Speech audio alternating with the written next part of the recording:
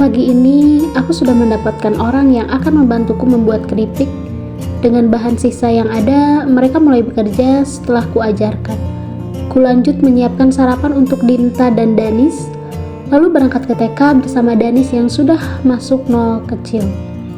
Mulai hari ini, kantin akan aku isi dengan makanan ringan saja, agar tidak repot. Selepas pulang nanti, aku berencana ke petani pisang dan singkong, meminta dikirim stok barang lebih banyak dari biasanya. Seminggu sudah berlalu. Mas Agam belum juga pulang, pun tidak memberi kabar. Keripik-keripik produksiku juga sudah kupasarkan melalui story WA. Banyak warung desa lain yang ikut memesan. Ada 3 toko di pasar juga yang meminta di stok. Rasa yang lebih enak menjadi alasan makanan ini semakin laris di pasaran. Namun, aku percaya bahwa ini semua merupakan kemudahan yang Allah berikan. Untuk sementara, aku belum ada keinginan untuk menyusul Mas Agam. Pesanan yang semakin banyak membuat waktuku tersita untuk mengembangkan bisnis ini.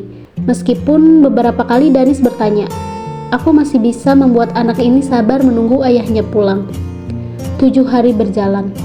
Aku sudah menambah karyawan menjadi 4. Ada 1 dari mereka yang bisa mengendarai motor, bertugas mengantar ke toko dan warung-warung. Selain 4 toko di pasar, sudah 10 warung di desaku yang menjadi langganan. Serta ada 20 warung di 2 desa lain yang sudah kustok keripik selama 3 hari ini. Aku sengaja menggunakan sistem bayar lunas agar keuntungan bisa langsung kuhitung. Stok yang kukirim juga tidak terlalu banyak. Hal ini menghindari barang tidak laku, bisa jadi kerugian. Karena perjanjian awal, barang yang tidak laku akan ditukar dengan yang baru.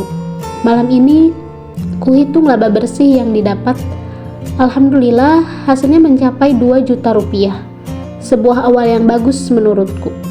Tak lupa kusisihkan 10%-nya untuk kuberikan pada Mak Tarni dan Mak Siti, janda sebatang kara yang tinggal dekat rumah ibu. Aku sudah berniat memberi label keripik dengan nama Dede Snack, singkatan dari D, Dinta, dan Danis. Hari-hari besok, aku akan mempromosikan ke rumah makan dan kafe tempat nongkrong anak muda, dan tidak menutup kemungkinan akan kutambah lagi keripik jenis lain. Jika ini sudah berjalan lancar, selain usahaku semakin besar, tentunya bisa menyerap tenaga kerja, memanfaatkan tenaga ibu-ibu rumah tangga supaya mereka memiliki penghasilan. Untuk urusan kantin sekolah, aku akan memperkerjakan salah satu ibu wali murid yang setiap harinya mengantar dan menunggu anaknya hingga pulang. Dengan seperti ini, pekerjaanku tidak terlalu berat dan di sisi lain memberikan rezeki pada orang. Produk kecantikan dari Afifah sudah mendarat 2 hari setelah telepon malam itu. Sudah ku iklankan ke teman-teman guru TK, aku pun sudah mulai menggunakan. Benar kata Afifah, produk ini bagus untuk wajah dan tidak menimbulkan ketergantungan. Kesibukan mengurus bisnis nyatanya tak hanya membuat lupa akan masalah dengan Mas Agam, tetapi juga menurunkan berat badan. Wajah yang semakin bersih memudahkanku untuk gencar mempengaruhi teman-teman agar memesan produk kecantikan padaku. Karena dalam menjual, kita harus memberikan bukti terlebih dahulu. 10 hari memakai NS Glowing sudah memberi hasil nyata. Aku semakin sering ber-SW foto, tujuannya supaya teman-teman melihat perbedaan pada wajahku, supaya mereka semakin tertarik dan beralih perawatan wajah ke produk ini. Namun semua story kusembunyikan dari Mas Agam serta keluarga besarnya, biar mereka tidak tahu tentang aktivitasku saat ini. Sore itu, hari ke-14 Mas Agam meninggalkan rumah. Aku sedang mendampingi anak-anak belajar. Tengah asyik mengajari mereka, pintu rumah diketuk agak keras.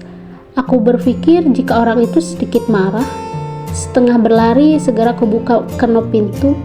Dan betapa terkejutnya aku saat mengetahui tamu yang datang dengan raut muka yang tidak bersahabat. Mencoba tersenyum saat hendak menyalami tamuku, tetapi tangan ini ditepis olehnya.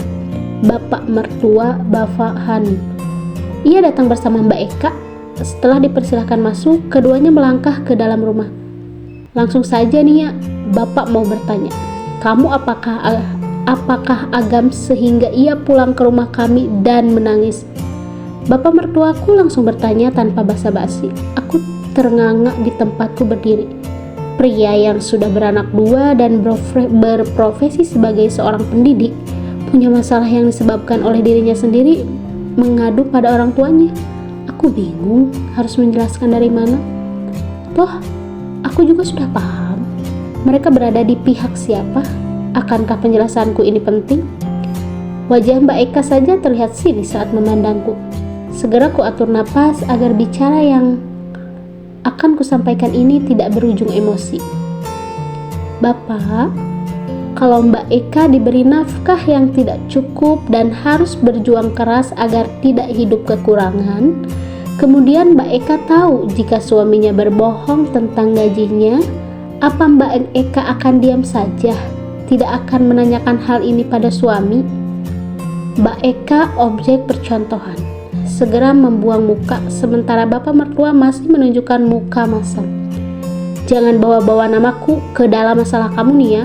Kita jauh berbeda. Adikku PNS, kamu harus bersyukur nikah sama dia. Hidupmu terjamin. Wajah kamu aja kelihatan bersih. Mana bisa kamu perawatan kalau tidak memakai gaji suamimu?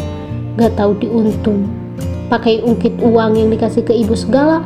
Masih lebih banyak yang dikasih ke kamu nih ya daripada buat ibuku.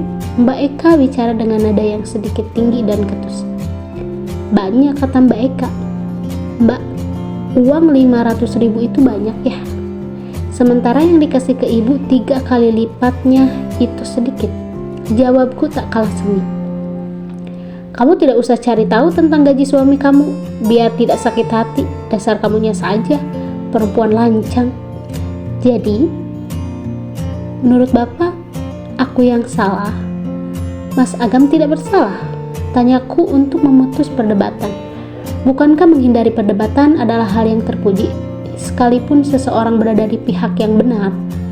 Terlebih berbicara dengan orang yang tidak mau merasa salah. Iyalah, kalau kamu tidak suka, ya minta cerai dari Agam.